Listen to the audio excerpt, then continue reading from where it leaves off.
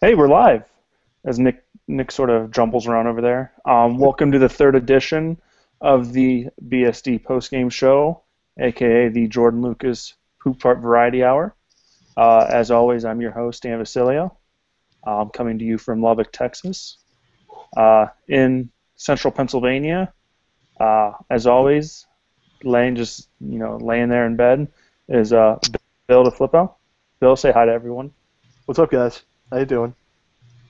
Bill, you look very comfy there. I have four pillows under my head and another one that I'm balancing my laptop on. And, I have my TV right here and I have my contacts in so there's no, awkward glare from the various lights around in my glasses. So this is what luxury is, I think. You know, I'm jealous because you look magic. You look angelic, as they will. I'll say. Dan, I've been described as many things. Angelic is not one of them. Well, now it is. Um, so that's enough of Bill for a while. Yeah. Also joining us tonight is BSD recruiting guru and analyst, and the instructor of tomorrow's brightest people, today's youth, tomorrow's brightest people, Nick Pollock. Yeah, yeah. Hello, everybody. I'm sitting here currently enjoying being a slave to Apple and enjoying my new iPhone 6. Ooh. And I have some fun insights to share about my trip to the SB Nation headquarters today. Why don't you talk about that right at the beginning here, as people start to come on. What was it? So Nick went to the mothership's DC offices today, because he's a lucky asshole. What was it like? Who did you meet, and how do they live there, and all that fun stuff? Well, Tim A. came also, so he was there with me as well. I mean, I didn't get a chance to meet everyone that was there. It wasn't a ton of people there. Mostly, I assume, because it was kind of an all-day thing, so people were just moving in and out as time went on. But got to meet Luke Zimmerman and Matt Brown, two college football managers and Langer and Holy Land writers. Both very cool guys. Fun to talk to them. I met somebody who writes for the Yukon blog as well. But it was just a very, it was a cool space. They have a lot of room over there. They have tons of televisions, tons of computers, lots of sports memorabilia. It's a really cool atmosphere to just sit and hang out and watch college football. It seems a little incomplete. It seems like there's some things maybe they're still waiting to add some extra furniture or stuff like that. But it's a neat space. It was fun getting to hang out at HQ for a little bit. Awesome. So yeah, we'll start the show. Thank you to the 10 viewers who are here with us right now. So today, Penn State returns back home to Beaver Stadium and touches shellacking that we all thought would happen on UMass by the score of 48-7. The big takeaway, I think, though it is against UMass, was the emergence of a running game. Penn State had 228 yards on 45 carries, I believe. So just above 5 yards a carry. So, Bill, what did you see differently today than you have the last three games? Because I believe Donnie Collins put out a stat a little bit ago that said the first three games, Penn State had 227 rushing yards combined. Today they had 228. So what did you see today that wasn't there the last three games, and why the running game had some success? All right, first things first, I'm going to be a little mean because I'm watching West Virginia, Oklahoma in the background, and I think the head official just had to get wheeled off because he rolled his ankle trying to break up a fight, which really is not funny, but I laughed at it. I was very impressed with the running game. I mean, I know that a lot of us have been really vocal about how we want more Akeel Lynch, and he was a monster today, whether it was just out of the backfield, or he even scored a touchdown on on the podcast. Adam said something along the lines of, he's fine with the Wildcat when it's used more as like a zone read offense, and that's how Akeel scored his touchdown. They essentially ran like a zone read or something, with him, and they gave it to him, and he had the corner, and he went right in. So I was impressed with that. I was very impressed with how the Wildcat worked. Belton looked great, and I don't know if that's just because UMass is absolutely miserable on defense, but he looked very good, much better at least than he has in the first 3 games. I was a little worried with the play of Zach Zwinak. I don't know if it's regressed or if he's just not comfortable in the new system of running the ball and blocking and everything else that is, all the little changes that have been made, but something just looks off with him, and I'm not 100% sure what that is. I remember they said something during the broadcast of, like, he plans on going into law enforcement, so, like, you would expect he'd be a little bit more of a badass, but he hasn't really been doing that. Colchia Piali, is that how you say it? I don't know. I'm not even going to try that. He ran the... I can't remember. Yeah, he ran the ball a lot, and he you know what, I was very impressed with his 16 carries for 35 yards for an average of 2.2 yards a carry. But it was kind of what I expected out of the running game against UMass.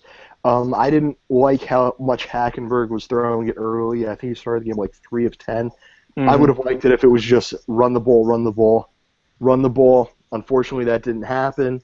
But you know, it was a very nice performance out of the running game. Nothing too wild, but you almost expected a little bit better.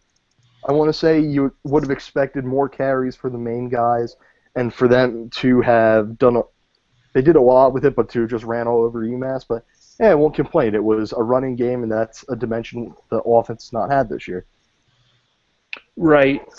Actually, Shiprael, or however you say his last name, in mop-up duty. We'll call him Chippy. How about that? We'll call him Chippy. He had 16 carries in, I guess what you'd call mop-up duty after the game sort of got out of hand. Zwinek had 9 carries, Lynch had 8 carries, and Belton had 7 carries. So yeah, like you said, there wasn't a whole lot of work for the main guys there. Yeah. To go off of what you said, and I've said it since last week too, I just don't think Zwinek needs that head of steam to get going, and I just don't think he can. Even the offensive line played a little bit better today, but he was still getting knocked in the backfield a little bit and can't get that head of steam that I think he needs to get his running game going.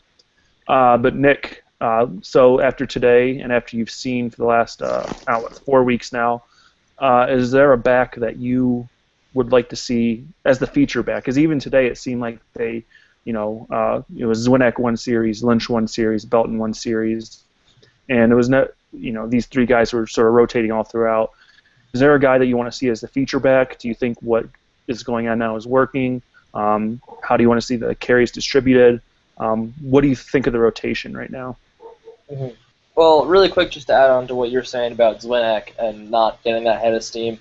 I agree, the only play I've really seen out of him that has really been successful this year so far is that power toss sweep that they've run a few times. Yep. It kind of gives him a chance to kind of get moving before the defenders get on. But as far as who I think should be kind of the lead dog, I still think Belton deserves to stay in that role for now. I think he showed enough in the last few weeks to show that if the offensive line can give him any sort of blocking, then he's still, like, he has enough on his own to take that minimal blocking and kind of roll with it and have a somewhat successful running game.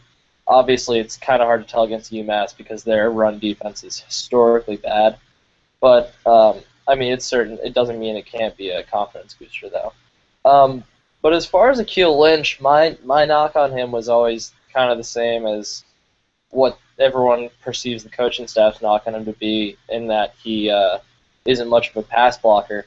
But I thought he did actually a really nice job today picking up the blitz. There was a few times in particular I remember where there's a defensive end or a linebacker coming off the edge, and he completely sealed him off.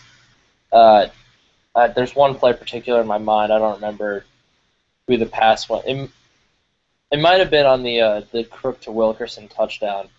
Lynch just obliterated a defensive end just before he got in there. But if Akil Lynch can if he can prove to be a reliable blocker, especially considering how often we throw the ball this year, I think, I mean, the same as most Penn State fans, that he offers the best combination of power and speed and ability to hit the hole quick, which is important with the way our offensive line is playing. So I think that for the time being, I think the carries should be split more evenly between Belton and Lynch.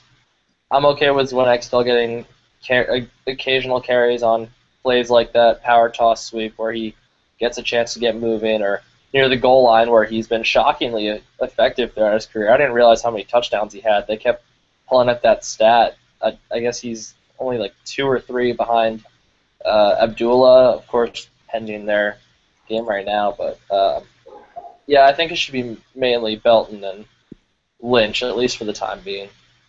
Right. Bill, do you have any thoughts on the rotation?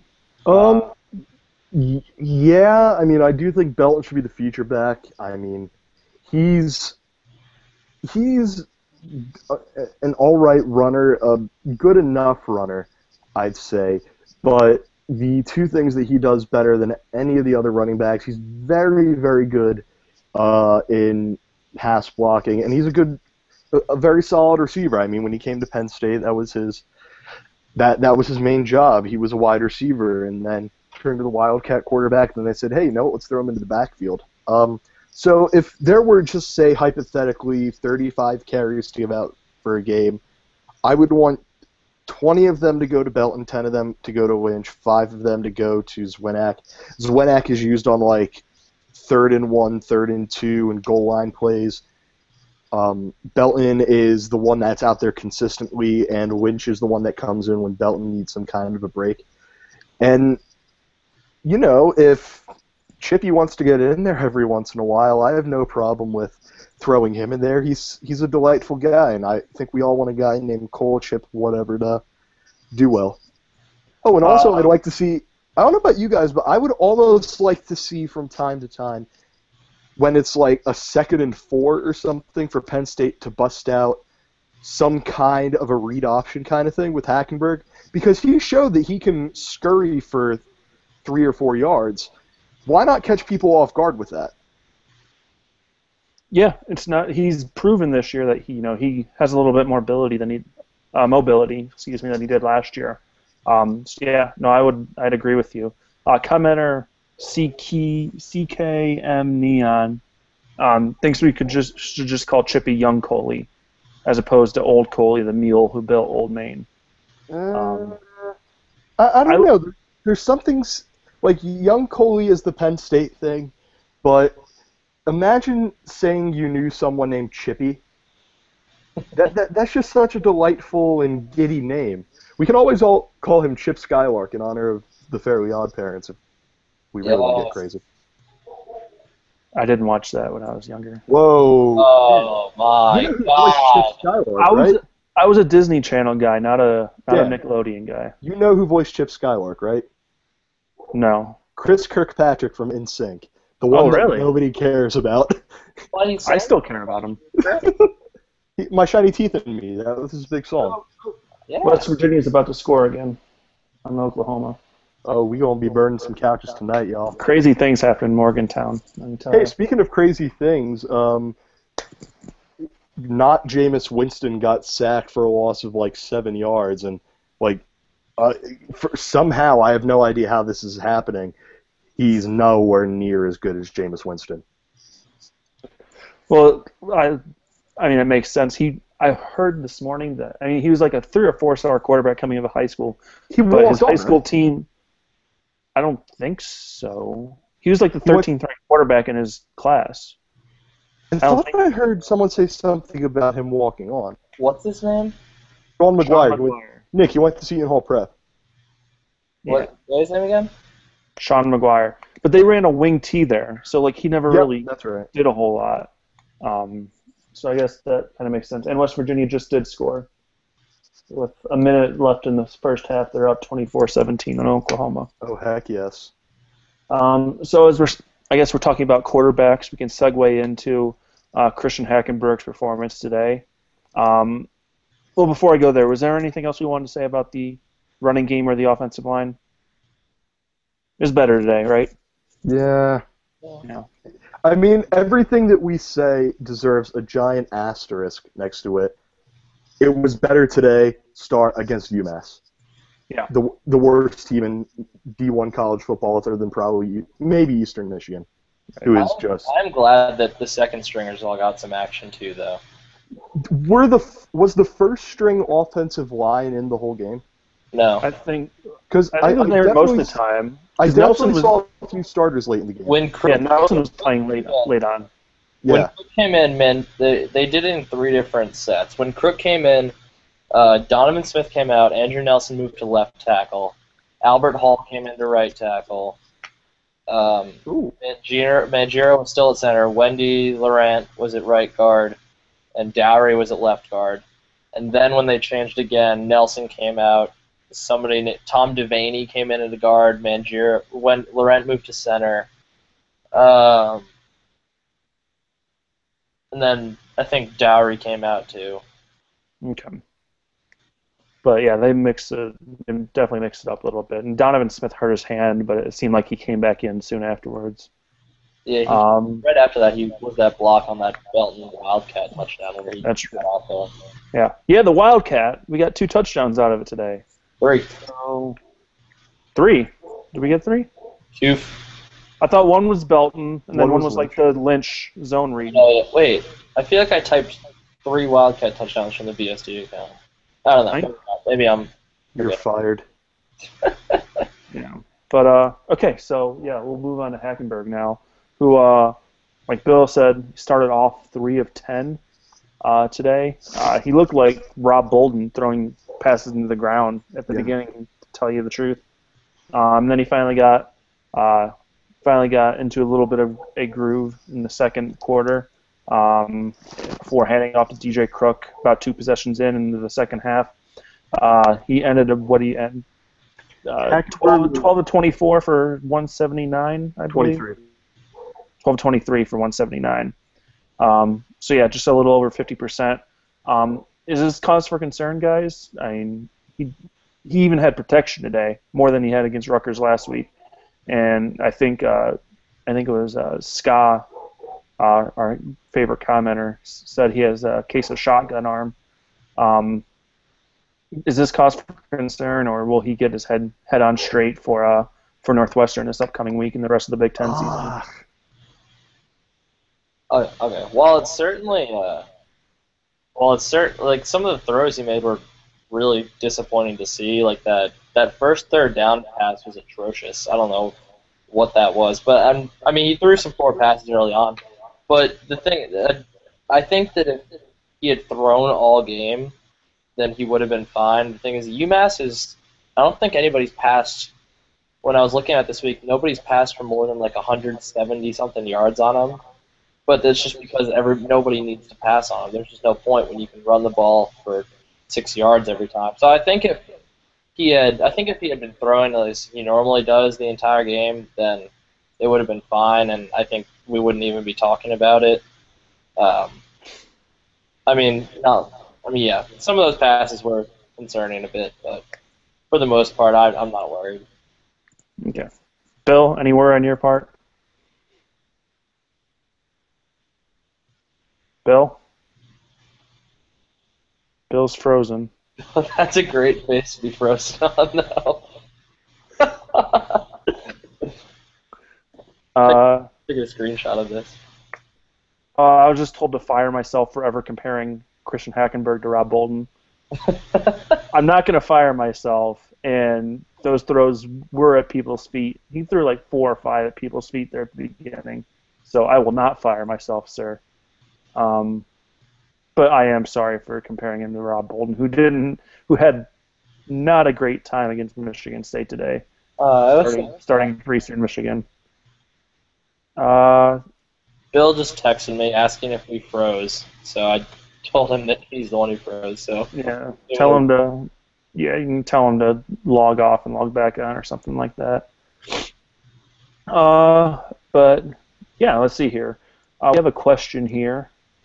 Since we were talking about the running game, about a combination backfield of Belton and Zwinek. Lion in the Weeds asks us, do you feel that there's any benefit to lining up in the eye or a split back shotgun set with both Zwinek and Belton in the backfield? Zwinek did come in as the number 2 ranked fullback in the nation. That's what he was recruited as, and then number 1 actually. Was he number 1 fullback in the nation? He might have been. He came in as a fullback, and then we went from Belton, and he got hurt at the start of 2012 to Derek Day, to it might have been Zwinek right after that. That's how he ended up as the top running back, and 1,000 yards later, that was sort of his job. But do you think that lining them up in the eye and having Zwinek be lead the way as a fullback would be a thing that might help out the running game? I think it could. For his own sake, for Zwinek's own sake, he should do that just because he's going to play fullback in the NFL. If he makes it, he's just not going to be a running back up there. But my only concern would be that I don't feel like he's had much seasoning as a fullback at all since coming to Penn State, really. So I'd be curious to see how effective he'd be in that role, I guess. It certainly leads to some interesting possibilities with fullback dives, which I don't even remember the last time we ran a fullback dive, which could be a really good play on like 4th and 1, 3rd and 1. It could be interesting, and then it kind of opens up the possibility for have a screenplay where Belton and Zwinek both branch off. They got to pick one, and some interesting ideas there. Looking at the question, as far as a split back shotgun set, I don't think that would be helpful at all, because that doesn't really solve the problem of getting. Bill says his Wi-Fi misbehaving. I guess he's trying to figure tell him it out. to fix it. But yeah, as far as being in the shotgun set, that doesn't really solve any problems of not having space to get going. So I don't think that would be effective. But I think it'd be interesting to give the I formation a shot. Okay. Yeah, I would agree. So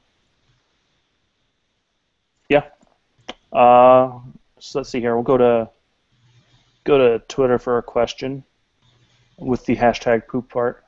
You can hit us up at. Stranzel asks, would Hack be the number 1 pick this year if he could declare?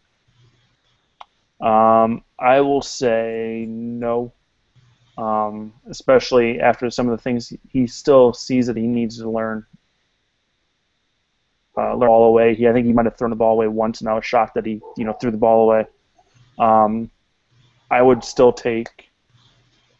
The NFL is looking to spread out, and they want athletic quarterbacks. So I think a Marcus Mariota or Jameis Winston is still getting taken this year if they both came out. Either of those guys would still be taken ahead of Christian Hackenberg. What do you think, Nick? Yeah, right this second, I'd agree with you. As things stand now, if I was drafted number 1, I wouldn't choose Hackenberg over, especially Marcus Mariota. Between Winston, that might be more of a toss-up just because of Winston's other issues. Right. But there's still definitely some things that I would need to see from Hack before he'd be my number 1 pick. There was one play in particular that he got sacked on that he had very clear opportunities to throw the ball away and just chose not to. Like, it was right there in front of him. Like, the pressure was right in front of him. It's not like he didn't see it, and he just chose not to throw the ball away. So things like that he needs to work on. But I need to see a little more from him before I call him the number 1 pick this year. Although, if we're going to think about just pure age also, which can sometimes be a factor, kind of like thinking about the NBA and thinking about the positives of picking Andrew Wiggins as a 18-year-old. Having that, having him younger, having that few extra years of his prime could be considered a big deal. So, yeah. Yeah. Yeah. And I think Brandon Scherf, the offensive lineman from Iowa, is going number 1 anyway. Obviously, depending on who gets the number 1 pick, but I think I'd take him above any of them to be a number 1 pick this year in the draft. Yeah. If I needed an offensive lineman, I would agree with that. Yeah. Yeah. Let's see here.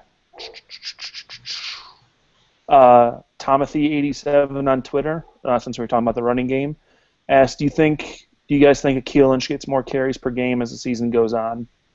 I'll let you go ahead and start off with that one, Nick. My gut says yes, just because I think I feel like this staff is one that will reward good play with more playing time. I feel like we've kind of seen that with Chris Godwin a little bit. He's shown that he can do a nice job, so they've put him on the field consistently. But I also feel like they don't want to ignore. By the way, Nebraska is 17-14 over Miami at half. Yep. I also feel like they know that they don't want to ignore Belton and Zwinnett, because I feel like experience is an important thing in their minds for this team, considering it is so young. So I think they really like the idea of having those seniors in the backfield.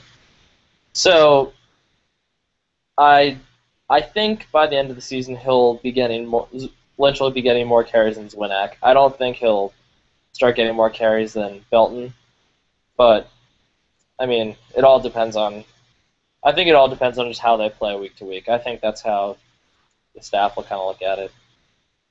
Yeah. Yeah, I would agree. Like, I'm the biggest Akil Lynch proponent ever, I think. So yeah, I'd like to see him take over the starting spot. I think he should be the starter right now, truth be told. But I think, Belton will stay the starter. But I think even like Bill said, I would agree with his, 20-10-5 carries type of hypothesis as it goes to Belton, Lynch, and Zwinnett. Let's see here. Let's look for another question. Once again, our friend CKM Neon in the comments goes, would Crook start at Michigan? No, he wouldn't.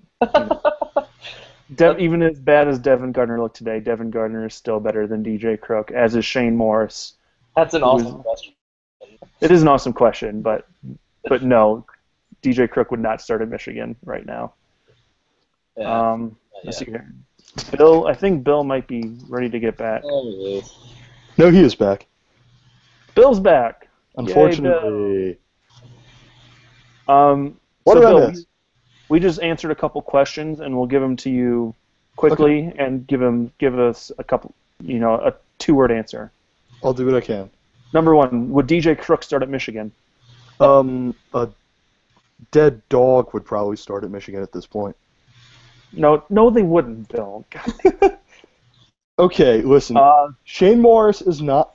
I want to see what Shane Morris can do because he is a very talented quarterback, and for some reason I don't hate Devin Gardner, but right now Michigan is in shambles, and Brady Hoke is not going to be their coach next season, or really any season after that. I was actually watching part of the Penn State game. I went to the bar because I don't have BTN at my house here, and I went to the bar, and my one friend who lives here, who went to Michigan, showed up, and he was watching the game, and he had to leave after 23-10, and I asked him, I go, does Brady Hoke get fired tonight, Lane Kiffin style, or does Dave Brandon wait until afterwards? He goes, I don't know if Dave Brandon has the balls to fire him. No. And I go, you better hope that he grows a pair. Fired. I think Hoke survives the season. I don't know why. I feel like if they lose to Penn State, maybe he gets fired then, but I don't know if they want to be coachless going into a game against Michigan State. Just like I'm not sure they want to fire him this week right as they're about to start Big Ten play. And what better reason do you have to fire a coach at Michigan than after you play Ohio State and Ohio State kicks the hell out of you? But wouldn't it be worth it to at least, I mean, if he's continually showing that he can't get his team to come out and play, wouldn't it be worth it to maybe give somebody else a shot this year? Who do you give the shot to? I think that's ultimately the issue, because like after USC, like whatever magic Coach O worked last year, there's no Ed Ogeron at every school. That's the issue, and I think we've kind of like last year we were spoiled a bit, and we kind of expected that every team has they could just fire their coach, and then because of what Coach O did at USC last year, he could just come right in and fix everything and get the team to 10 wins and do a respectable bowl game and win that bowl game, and that's just not possible. Yeah. Although Michigan, isn't Doug Nussmeier at Michigan right now? Yeah, that's what I was thinking of. Is he still there? Yep. Yeah, I think Doug Nussmeier could do that. He's supposed to be. He's the he's Alabama offense architect. Yeah, and then, he went from Washington to Alabama. Oh wow! I applaud Fred Jackson for when he's not working with the Buffalo Bills and running in their backfield. He's the running backs coach at Michigan. A Michigan man. That makes me. I don't want a Michigan man to be on my team. Your beloved Bills. My beloved Bill. Hey, we're 2-0. You know, the Super Bowl. After the Super Bowl goes through Orchard Park, New York. The only issue is you can't circle the wagons if you're a good team. That's the inherent issue here. Right. So you can't have Chris Berman going, No one circles the wagons like the Buffalo.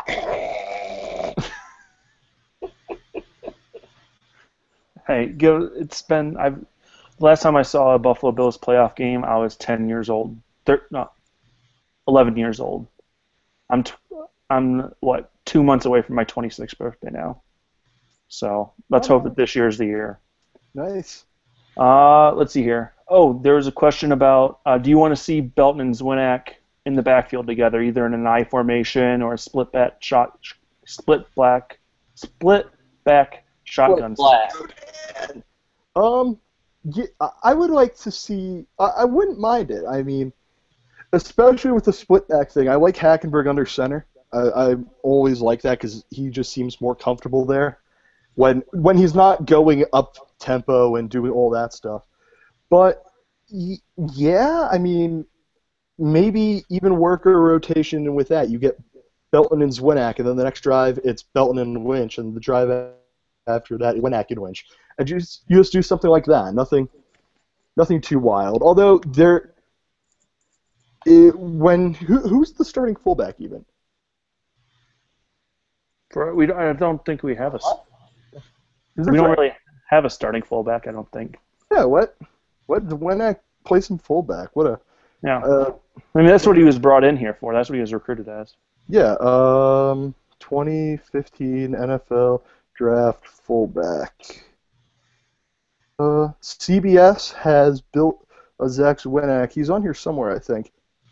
They have him as the number 5 fullback in this upcoming draft. So, hell, let him get some reps in at fullback. Who cares?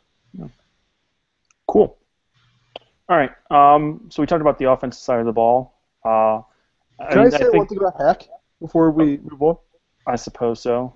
Have you guys noticed that, like, with him, other than the UCF game, for a lot of games in his career, it's almost like he has to take 2, 3, 4 series to kind of like get used to the speed of the game and understand what his receivers are doing and like almost get calibrated to what he needs to do. Like there's a chip in his head that it's moving back. There's a little line going back and forth like that, and he has to like keep throwing until it gets right on that line, and that's when he starts spraying the ball over the field. Am I crazy for thinking that? I don't know about every game, but I think that it is a thing. I don't know if that happens every game. Yeah. Trying to think of past games where he might have come right out of the gate. UCF, that was the one that came to mind for me. Right. I mean, there might have been some games last year where he came right out of the gate. I think the Wisconsin game he was pretty good right from the bat last year. Wisconsin, he came out ready to go. The Wisconsin game was like just a perfect storm of everything good that could have happened happening. Yeah. So, I think it's a thing, but I don't think. But it's a thing, but not every time. But yeah, I'll give you that. Yeah. So yeah, we've talked about the offense. I guess we could just briefly touch on the defense. They played great again. They let up 3 rushing yards to Massachusetts. 28 carries. 28 carries. They let up a lot of stuff through the air, but a lot of that was even afterwards. Is there anything that you guys really want to say about the defense? Nick, anything? I don't know. It might have just been me overanalyzing a few plays, but I thought Naeem Wortman had a nice game. I feel like I saw him around the ball out today. Yeah. Which was encouraging. Him and Brandon Bell, they're both very good at just like knowing where they need to be and what they have to do. Yeah. And then of course you have Mike Hull, who has like the greatest instincts for a linebacker in the history of pro college or high school football, which helps. They're a really good trio. They all play off each other really well. Yeah. All right. And Anthony Zettel killed a guy that forced that first fumble. Although they gave it to Hall. Well, I think we can say that Zettel killed the guy to make sure that Hull wrapped him up and threw him into Zettel's back. Yeah. And Zettel's back must be made out of pure steel because once the guy it just didn't give. So when the guy got whipped into it, the ball just fell harmlessly out of his hands. Right. Also, after last week, were you guys expecting a few more turnovers? We all know that Collier's boy Blake Fernapple sucks. He had 263 yards passing today, and 77 of them came on one play against Penn State's second-team defense. But I wanted some interceptions. I wanted something like that, just pure nastiness. I was expecting the first Jordan Lucas pick today. Yeah. I was a little disappointed. Yeah. Yeah, but yeah. But I don't think you can really be disappointed at anything from that came out of today. I mean, with Jordan Lucas, and I'm not saying he is this is a direct comparison, but it's almost like when Darrelle Revis was destroying everyone in the NFL, how it just completely shut down one side of the field. That nobody's throwing at Jordan Lucas, and it also helps that Adrian Amos is sometimes on his side. And when that happens, why would you ever want to throw by either of them? Amos has been a freak of nature this year, also. He has been diagnosing plays better than anyone. In my opinion. The one play where he made a tackle for loss, right to the right of the line. He started all the way back and came all the way up to make that play. Yeah, and it certainly helps that Kaiser has played better as a safety this year, so Amos has a little more freedom to do basically whatever he wants. But helps that Kaiser's not hurt. Yeah. Yeah. Does anyone want to guess how many tackles Anthony Zettel had today? 7. I was going to say 9. He had 0 tackles. Really? But we called his name the entire time. He was doing things the entire time today when he was in there. But he didn't have any tackles. Mike Hall of the team is sick. Not bad. Yeah. It was nice to see Terrell Barney sort of have his first Penn State moment with a sack and a forced fumble that Fronapple recovered. Led to a 4th down, but it was nice to see him get some work. I also looked that his name is Terrell and not Taro. Do we know the pronunciation of his name? I just said Taro because that's what it looked like. I thought it was Taro on the broadcast. I mean, that doesn't mean they're right. Yeah. I think they said Taro. Yeah. Sometimes they have a pronunciation guide. I'll check. Yeah. Yeah. But it's going to be fun. Once Zettel and Johnson leave, Barney's going to be right there to take over. We might end up turning into defensive tackle U, which isn't a bad thing. It also helps that Nick, aren't there some there's one really good defensive tackle in this class, right? It's Adam McLean. McLean, yes, that's right. And there are a few other also ones that are considering Penn State, right? Adam McLean's committed. Tim Zettel. Zettel and Burrell, they're both considering us, right? Zettel's a high 4-star, borderline 5-star, who's I wouldn't bet against him coming to Penn State, but he needs to get his academic issues figured out first. Yeah. And then Christian Wilkins is another he's 97 rated, high 4-star from the same town as Jarvis Miller, actually. Oh, nice. And I'd be very surprised if he didn't come to Penn State, too. So, yeah, there's Yeah. But yeah, I think that's all we really got to talk about the defense today. They played well. It was UMass. Yeah.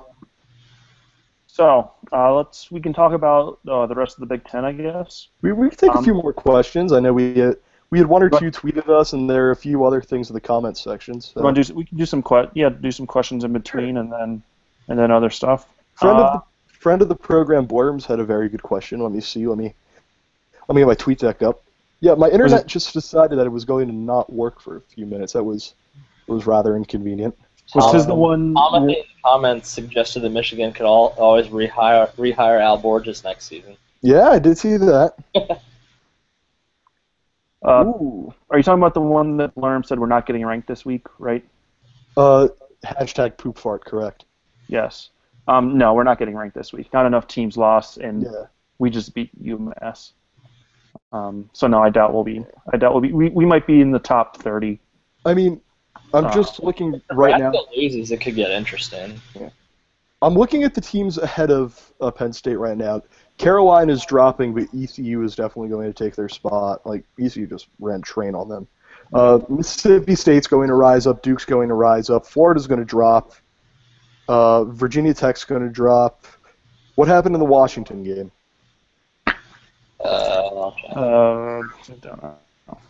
But yeah, just still looking. Clemson can drop. Nebraska can drop.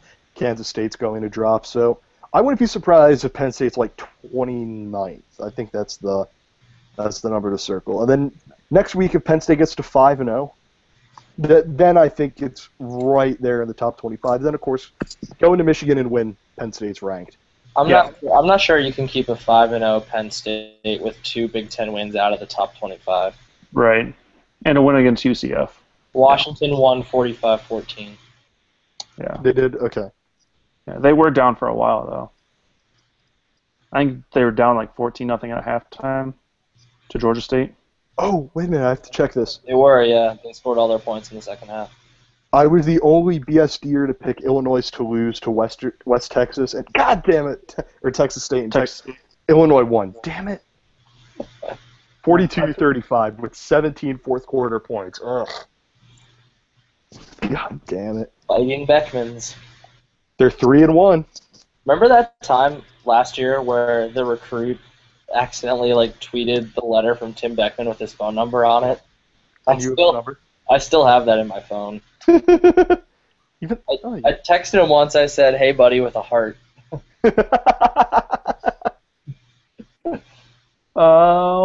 Let's see here. From our friend CAKM Neon, he's just getting a lot of love tonight. Yeah.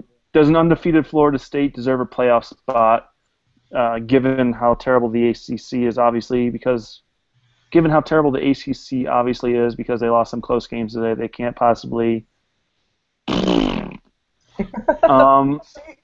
No, an undefeated Florida State's getting in. I don't Florida think that. State's the top dog until someone gives everybody else a reason to say otherwise. Yeah. Also, this may be crazy, but if Florida State loses tonight and then Jameis Winston comes back and they beat everybody by 35, I think they'll still be in. Yeah, I think they'd still be in. Yeah, they'll say he was out. Yeah. And, they're going to bring Florida State's going to bring people wherever they go. Yeah. So yeah, I think an 11-1. If they lose tonight and Winston stays and beats everyone, I think they're in.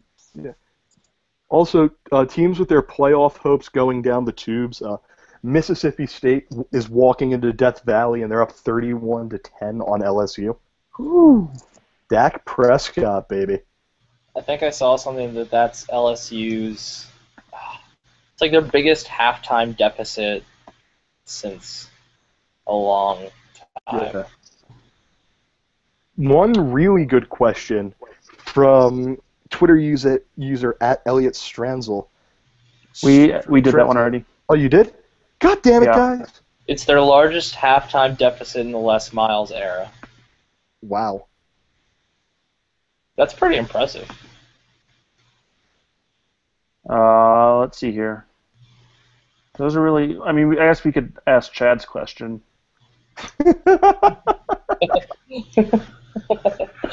I'm like 99% sure I know what the question is because I think it's the fact that Chad asked me that's funny. When is the last time you personally have been between the poop and the fart? It was during the war. I was in the middle of fire, and I had to run. But my one way was blocked by flaming. Actually, I think it was Ben who did something right at the beginning. Asked if today's game was between the poop and the fart. And I would say yes, or no, that was Scott. He goes, was today the real poop or just a fart? And I think today was just a fart. It was UMass. Yeah. Yeah. Oh. So we can talk about some Big Ten now and go through some Big Ten scores and talk about how that's going to, play a part in the rest of the thing. Let me try to pull them up here. We can talk more about how Brady Hoke's going to get fired. We can. I hope he. I like when Michigan's good. I don't like Michigan, but I like when Michigan's good. Yeah. So if he got fired and someone else came in, that would be fantastic. I would like that because then Grant Newsom would probably come to us. That too. Yeah. Yeah. So let's see here. Running through some Big Ten scores. Iowa beats Pitt 24-20. Have you?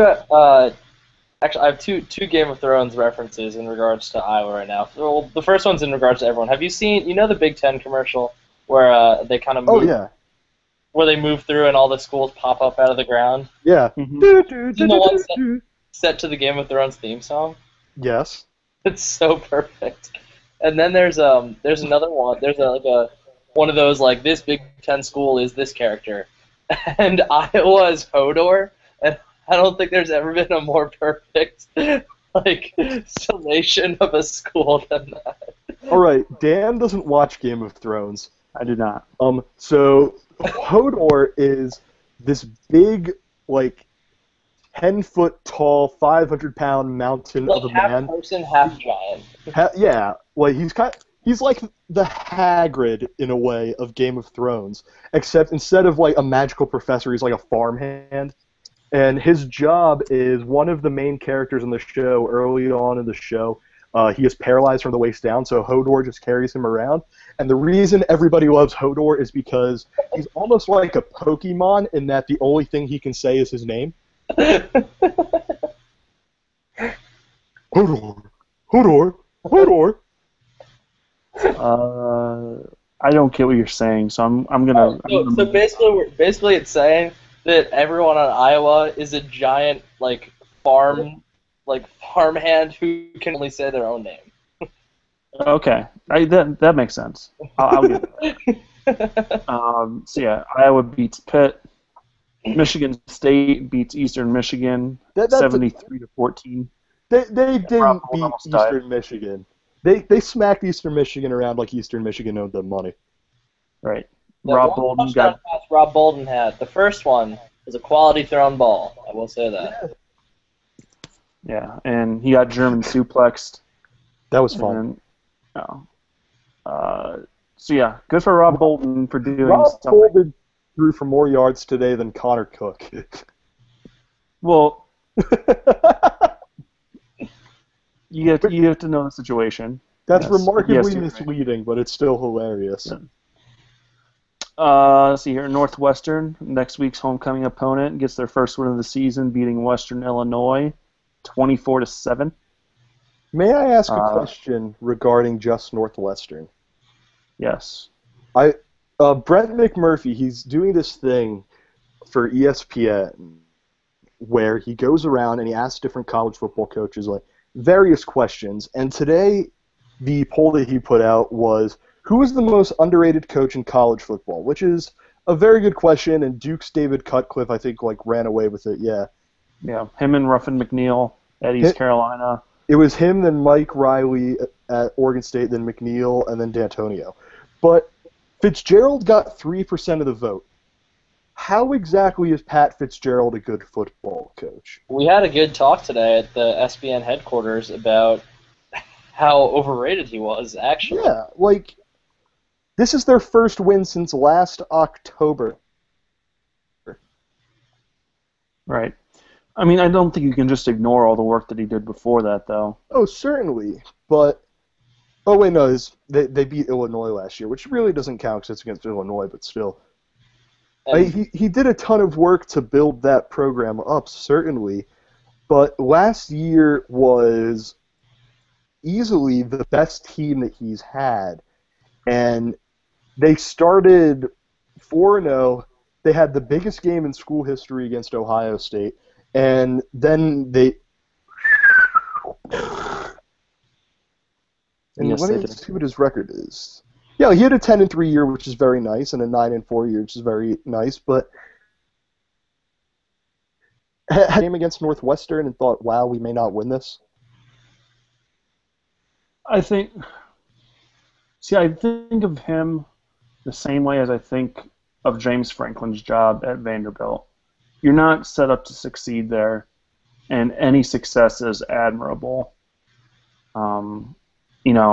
The last year and a half haven't been great, and I honestly don't know why that is at Northwestern, but I do give him a lot of credit for the success that he did have.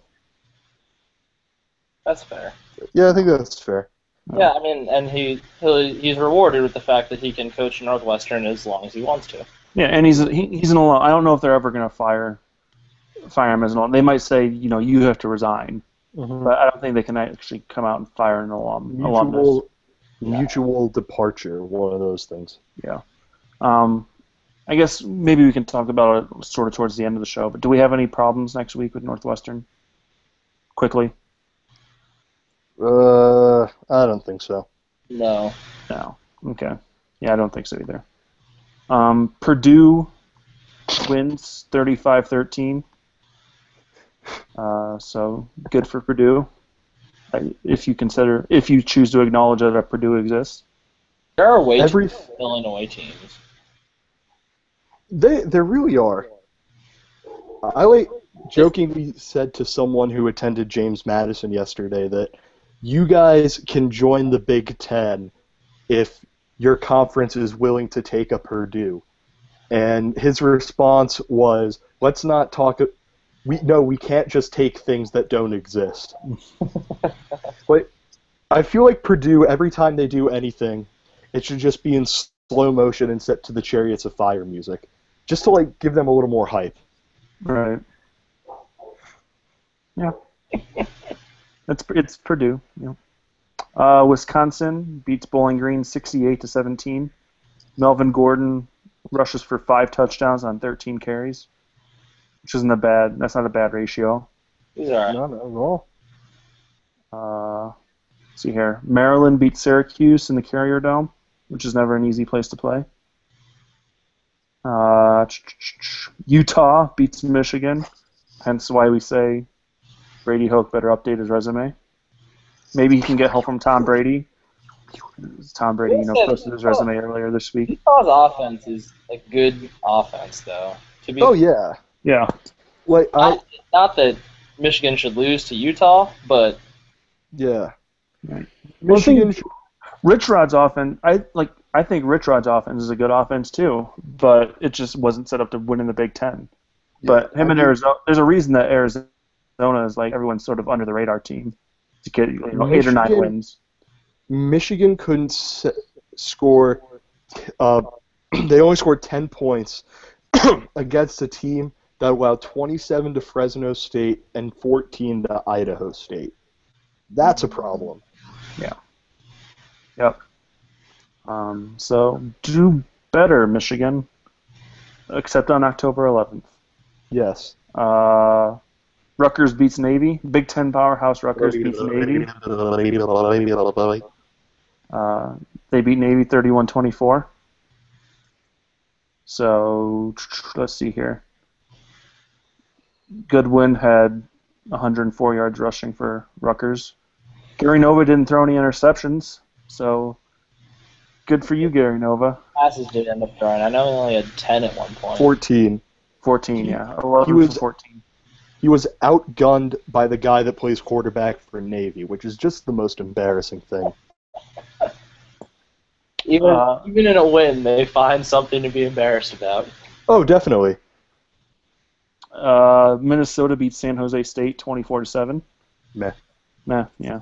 Does anybody anywhere on the planet have a strong feeling about the University of Minnesota other than people who are directly related to that school? Like, if you came out and told me Minnesota won a national championship and all of their players graduated with 4.0s, I'd just go, oh, okay, cool, Minnesota.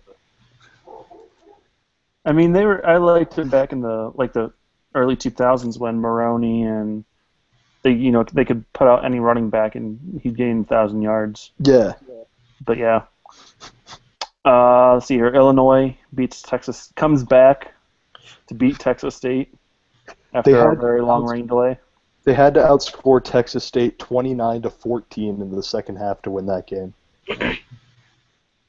And defending the Big Ten's honor is Indiana, who upsets 18th ranked Missouri at Missouri, 31-27. I didn't get to see any. Did you guys see any of that game? A little bit. I watched the very end of it. Indiana, that game scares me. Mm-hmm. They're a very good football. Well, I don't want to call them a very good football team. They're a very good offense, and if their defense can find ways to get turnovers or even slow teams down a little bit, that's a very, very dangerous football team. Yeah, it's the same story as last year. I mean, Yeah. and we all know they have a great. I mean, they're such a weird team. Like they beat Missouri a week after they lost to Bowling Green last week, didn't they? Yeah. Yeah, I mean, it's the same story as last year. We know their offense is great. It's just a matter of whether or not we can score enough, it scares me a little bit, not as much as another team, which I guess I'll talk about in a little bit later. But I think I mean our defense is definitely better than it was last year. Mm-hmm. And, Yeah. At least I hope our offense didn't look very prepared for that game last year. So Not at all. I would hope that this year would look a little bit different. I'm not as worried about that game as others. Right. I would sort of want to turn that very vaguely into a segue for a question from Mike Scholl37, who says, forecast the future. And I'm guessing he means this year, 2015, 2016. Will this team be as good as we hope? So I predicted at the beginning of the year this team would go 7-5 this year. I have since been able to say maybe we'll win 8 games. I don't want to go any further than 8 games right now until I see that offensive line play against a real team. I still have us losing to Ohio State, Michigan State, Maryland, and either Michigan or Indiana. I think we dropped one of those two. 2015 and 2016, I sort of put this in my gamer today that I did write for Devin. Sorry you couldn't read as anything as eloquent as Devin normally puts out there. But, this was a game that's going to sort of, you're not going to remember it, but it's going to be something where a lot of guys played and some kinks were worked out. That's going to move us on because Penn State's going to be the class of the Big Ten soon. We're not there yet. We're undefeated, yeah, but Ohio State's still better than us. Michigan State's still better than us. You could say maybe even a couple of teams in the West are better than us, but definitely Ohio State and Michigan State are better than us. I will say that by 2016, I think we are the class of the Big Ten, if not next year. So I guess I'll give it to you guys. Where do you see the next by 2016? Where is this team? Are they a playoff team? Are they a Big Ten champion? But the Big Ten's kind of down, so they're not in the playoff. A 10-win team. What do you think? You go ahead, Bill. You can start. Oh, I was going to defer to Nick. All right, Nick, you go ahead. Who said chivalry was dead? 2016. I think. All I don't know. It's tough to predict. I'm thinking about other teams in the Big Ten in regards to whether or not we'd be Big Ten champions or not. Ohio State. I mean, I think all of that defensive line they have right now will be gone. Braxton will be gone. Barrett will have started a year, then sat a year, and then be starting again. Or it could be Torrance Gibson if he commits to Ohio State. So I don't know about that. Michigan State might or might not still have Connor Cook. I don't know. So there's various variables with those other teams. But as far as what we'll look like, I very well see us being one of, if not the best teams in the Big Ten by 2016. You could see it today, even in the reserves. There's so much talent we have in our younger players. Even though, it's not refined yet, but we just have so much pure talent just waiting to be tapped into, and that's just going to continue increasing with the recruiting classes we're bringing in. The 2015 class is already spectacular and is going to add at least 3 more guys who have the chance to be impact players, I would think. And I think a few of those guys are going to play as freshmen, and they'll definitely add to that talent level we have. But, this season there's so few seniors, and so, especially so many sophomores, I feel like. There's a lot of sophomores on this team who will be seniors come around a couple of years. So the fact that they're getting such regular playing time now, I think definitely sets up really well for us to be arguably that top team in a few years. Okay, now you can go, Bill. All right, thank you. I really appreciate that.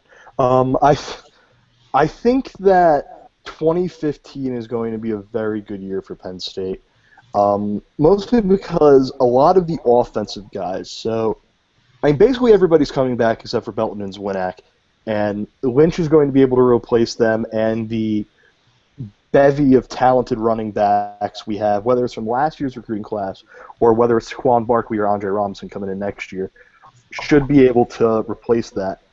My big worry about 2016, because I think Penn State could be a 10-win team next year, a team that potentially wins the Big Ten, a team that, if all goes right, it can go to a very good bowl game, not necessarily the college football playoff, but definitely a very good bowl game.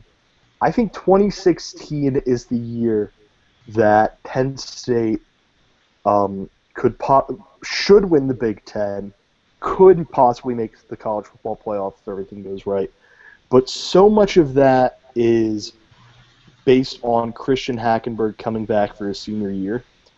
Because let's say Penn State gets 10 wins next year, and Hackenberg's draft eligible, and he's the surefire number 1 pick, which he basically is going to be unless, by some miracle of God, Marcus Mariota and Jameis Winston come back next year. And even then, Hackenberg will probably go over them. Then the quarterback options are Michael O'Connor if he stays, Trace McSorley, and Brandon Wimbush if he's ready to start as a sophomore. So, Stud. What was that? Stud. He is a stud. Well, he also wants to go to Stanford. But if Penn State is able to keep Hackenberg around for his senior year, 2016 could be very special. There's going to be talent all over the field. There's going to be experience all over the field. It'll be year 3 of implementing a system that we've already seen in year 1 has flashes of being great. And that's with players that aren't necessarily fit for this system. Players who came in expecting to play under Paterno or Bradley, and instead they had to go through 2 years of O'Brien's system, and now it's going to be 2 or 3 years of Franklin's system. So this year I think 8-4. Looking at the schedule, Michigan State and Ohio State I think Michigan State's definitely a loss. Ohio State I think is probably a loss. I'd say probably about 80% chance Penn State loses that. And then Maryland, Indiana, and Michigan. Those 3, I wouldn't be surprised either way. All 3 of those teams have a tendency to crap the bed at times when they really shouldn't. So,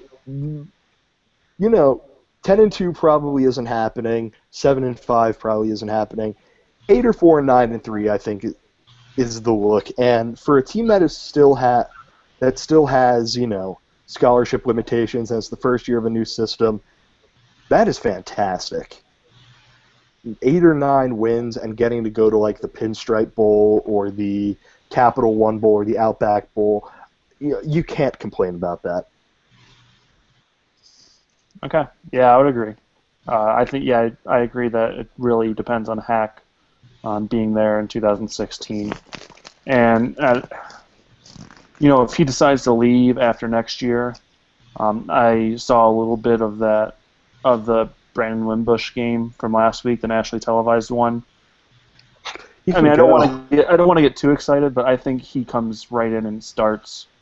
Yeah. He maybe red shirts next year when Hack's still here, and then he's the guy after that. And O'Connor's gone.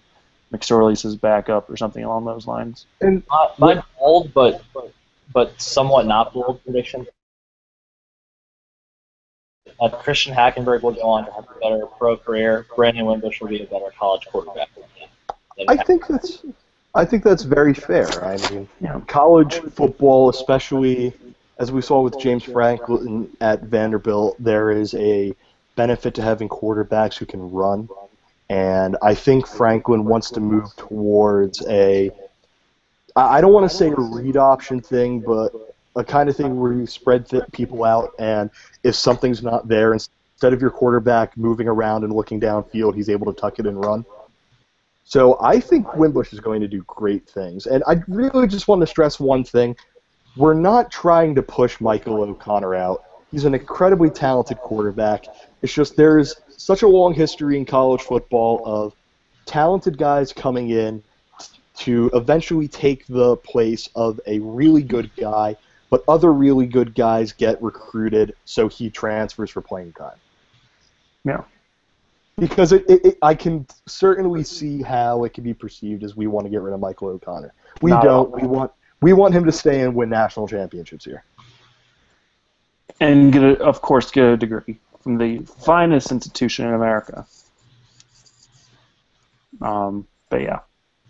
Let's see. Are there any other questions that we should be? Question on the Twitter from @user Alifogs. She wants to know what is the best One Direction song and why. #Poopfart. Alifogs. Alifogs. Not front of the blog, but of us personally. Alifogs. Best One Direction song? I don't know. Let me pull up my Spotify here. I mean, I have What Makes You Beautiful in my iTunes, but that's not because I like the song. I'll say Story of My Life just because I didn't even know that was a One Direction song. Oh, is it one of those things where you didn't know who sang it and you liked it, and then you found out who sang it and you felt terrible about yourself? I didn't necessarily like it. I just thought it was kind of catchy. Yeah.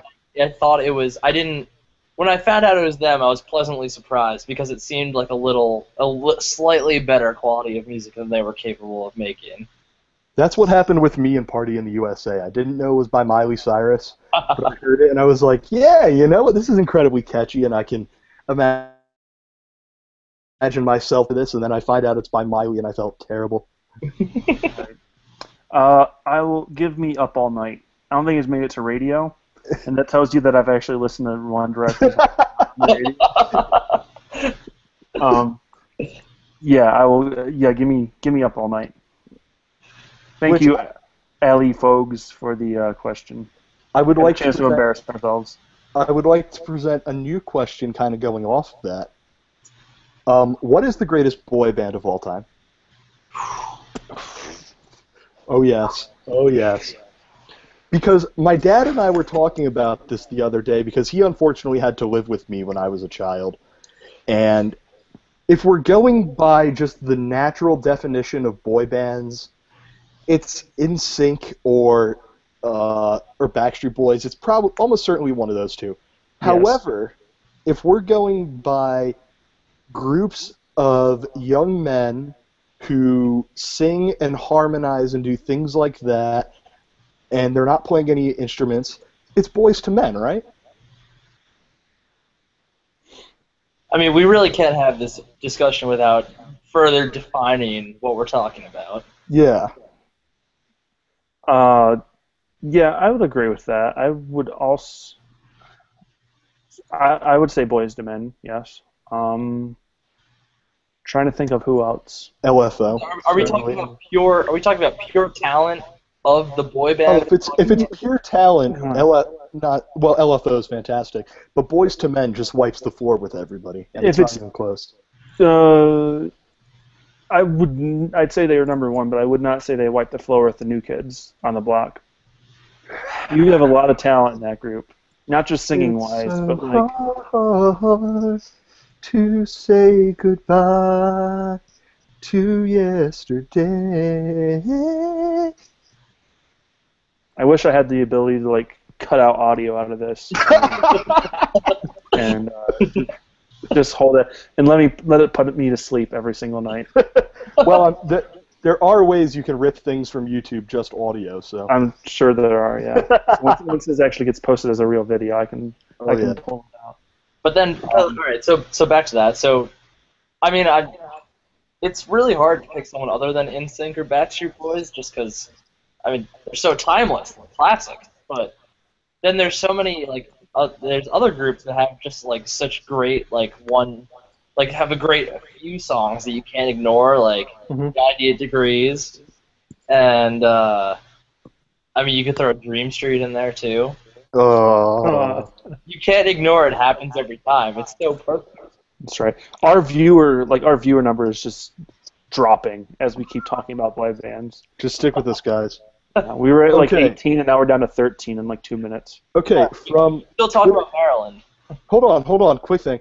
From Twitter user Leafogs, she sent me how the Urban Dictionary defines boy bands, and it's a group, usually 4 or 5 sissy boys who do not play instruments, sing crappy pop music, and I'm not going to read the rest because that's horribly offensive. Shout out to LFO. We love you. Rest in peace, Rich. And LMNT. LMNT. Who has the guy from Glee on it. Okay. Yeah, we should stop talking about boy bands now. Okay, let's get back to football. Yeah. So we've talked about Penn State's offense and defense. We've talked about the Big Ten. Last week we sort of did the college football playoff thing. Do we want to? Although, I mean, there are still teams. Oklahoma's still playing right now in a tight game with West Virginia. Florida State just started the second half down by a touchdown. So I guess we really can't talk about that right now, considering there are still teams playing their game right now that might factor into playoff stuff. Since we brought up talking about how the Indiana game was scary, how about we go over the game that scares you most on the schedule outside of Ohio State, Sparty? Ooh, okay. Do that. That's fun. All right. If you're listening right now, you can tell that we have no idea what we're doing. Yeah, we planned out like the first 3 segments, and now we're just shooting at the hip. And that went right downhill when my computer decided it wasn't going to connect to the internet. Well, we kept going while you were gone. Right. Also, Ohio State has 3 straight night games later this year. That sucks. All right, continue. All right, we'll start. For me, it's Maryland, really easily. Yep. For a number of reasons. One, just on the field, guarding running quarterbacks has been something that we've just been terrible at for the last long time. Because the offensive lines hold on every single play. Yeah, exactly. I still have nightmares of the Maudie hold on the Braxton Miller. Well, I'm trying to say they don't hold every single play. But yeah. That was horrible. Yeah, that was horrible. But they don't hold on every single play. We were just awful at containing running quarterbacks. So go on. But yeah, so C.J. Brown definitely scares me, and I mean, I'm as much as I love Jordan Lucas, he'll definitely have a tough time with Diggs. Didn't someone go down today for them? Like Jordan Isaacs or someone? Is that his name? I'm not sure. I didn't watch that game very closely. One of their wide receivers got carted off. I know. I don't know how serious it was. I'm not sure. I think it might have been Jordan Isaacs, but I'm not sure. Well, that. Yeah.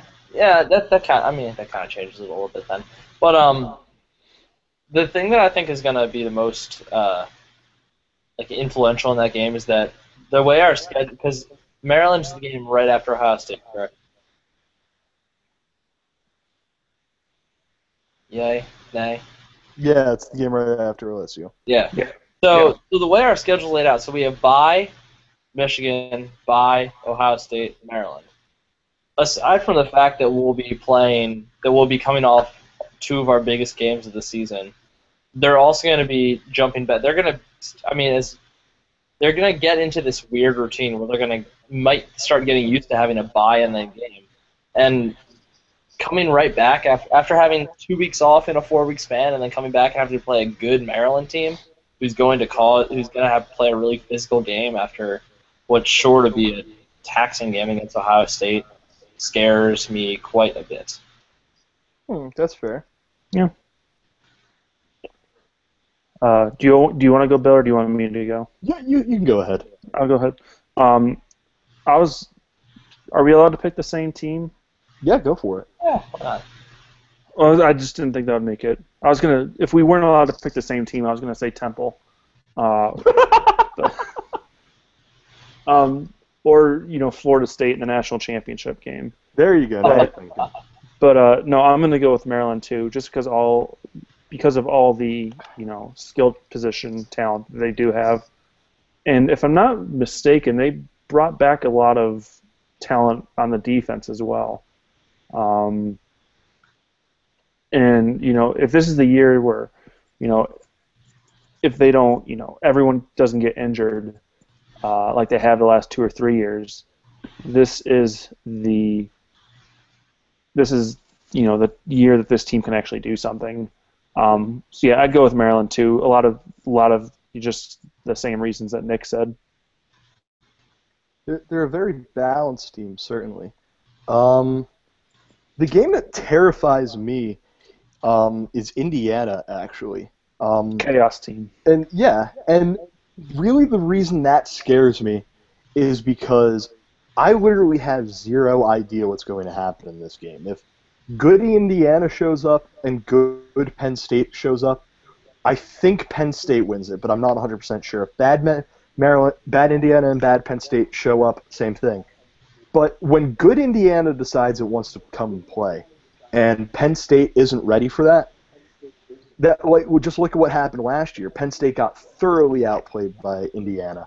And Indiana, when Dan and I did the Black Heart Gold podcast at the beginning of the year, they said to us, who was the best quarterback in the Big Ten is now that Braxton Miller's hurt, it's Christian Hackenberg.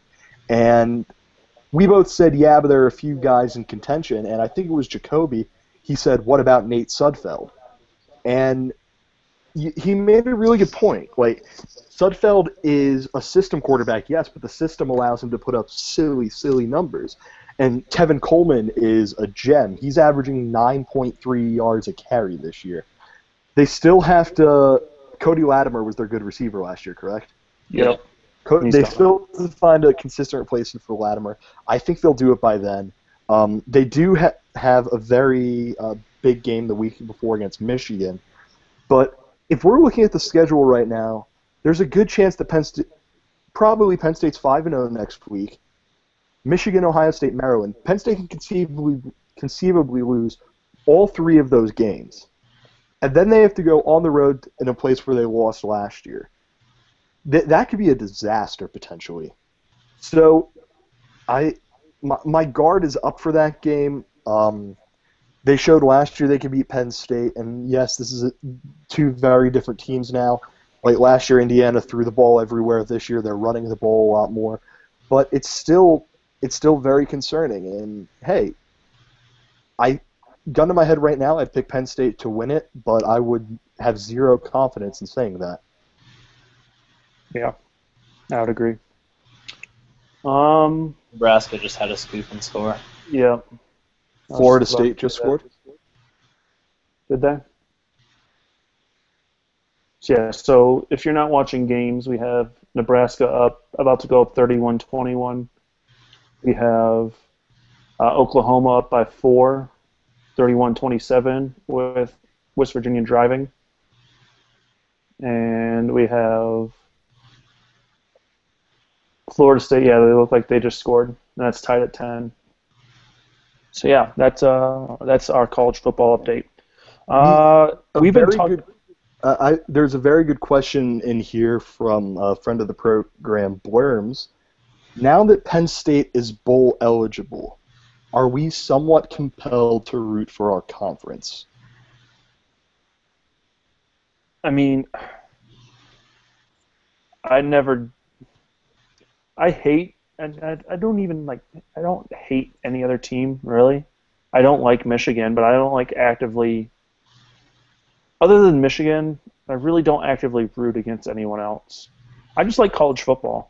And college football is a lot of fun, and I think we should savor every bit of college football that we have.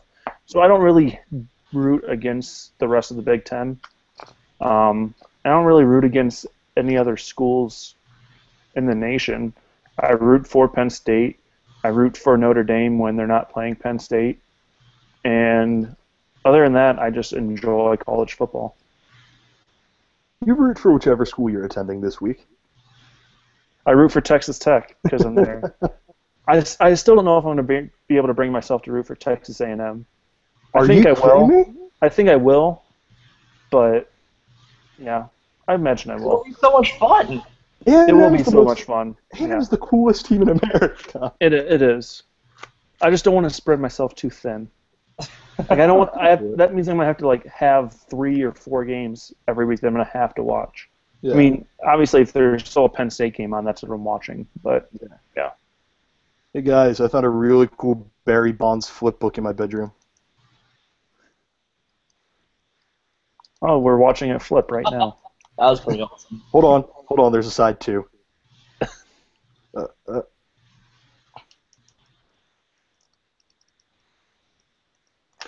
It's next to my bed, and I bought that when I was like 12 years old. I forgot I had that. Great. Nick, do you feel we have to root for our conference now? I mean, like you said, I don't really root against anyone. I mean, it's fun to see Pitt lose. As far as Big Ten teams, I don't. Okay, I forgot to say that. I do root against Pitt. Yeah. Can't get into college, go to Pitt.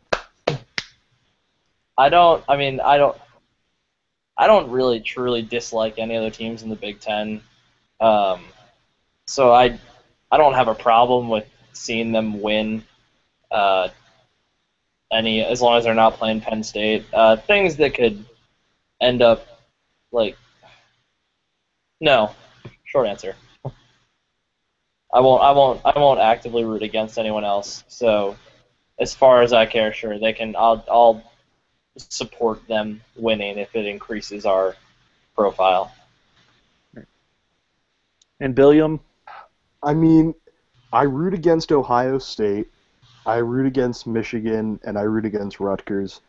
I don't much care for Illinois or Iowa or Northwestern. Like, there are teams that I just don't like, whatever.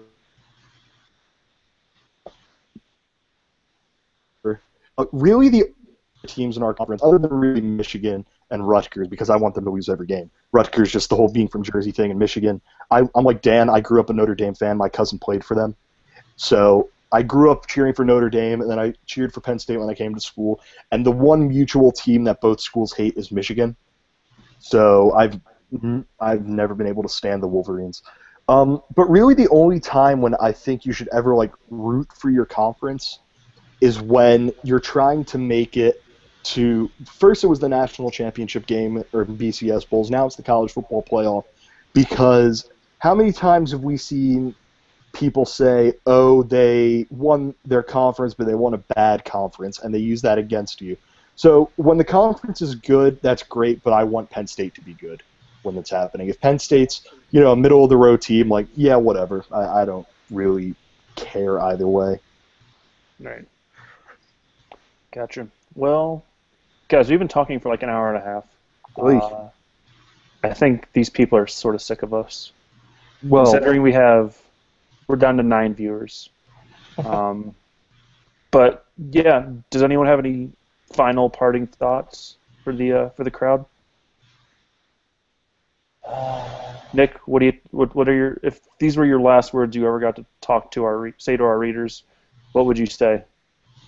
I hope Rashawn Smith, Juwan Williams, and who else was here? Whatever other high-profile recruits were here this weekend had a good time. That's very admirable. And you're all terrible. That's a very Nick thing. Bill, what would you? If I never say anything to you bastards again, it's that I hope I see you in hell. No, nothing. Nothing really. This has been fun. In the words of Harry Carey, we had some laughs. But, yeah, good game today. We're 1-0 this week. We're going to hope we can go 1-0 next week, other generic coach speak. And I really hope Jameis Winston comes in during the fourth quarter of the Florida State game, because that would just be the funniest thing. I will not be here next week. I don't know if I told you that yet, Bill. I will not be on the show next. No, I won't be on the show next week. I'll be flying to and then getting ready I'm at a conference in Cleveland next week. Fun times in Cleveland again. Woo! Cleveland. So Bill and Devin and Nick will be hosting the show or something along those lines. I don't know. Bill will sort all that out. So if I don't die in a fiery plane crash, I will see you for after the Michigan game. Isn't Cleveland just one big fiery plane crash, though? I mean, but I'm not going to... What's decided is if I'm going to crash into it or not. Oh, okay. Cleveland is being cloudy all the time, and it's always too warm to have a coat on, but it's cold enough that you need a sweatshirt. And their entire economy is based on LeBron James. Yeah. And you could buy a house for the price of a VCR. And their main export is crippling depression. And they all use VCRs. Yes. And with that bit of economics advice, we're going to call it a show. So yeah, thanks for joining us for the last 90 minutes. You 8 viewers that are still with us, and we'll see you next week. Peace up. A-Town down. Boop, boop, boop, boop.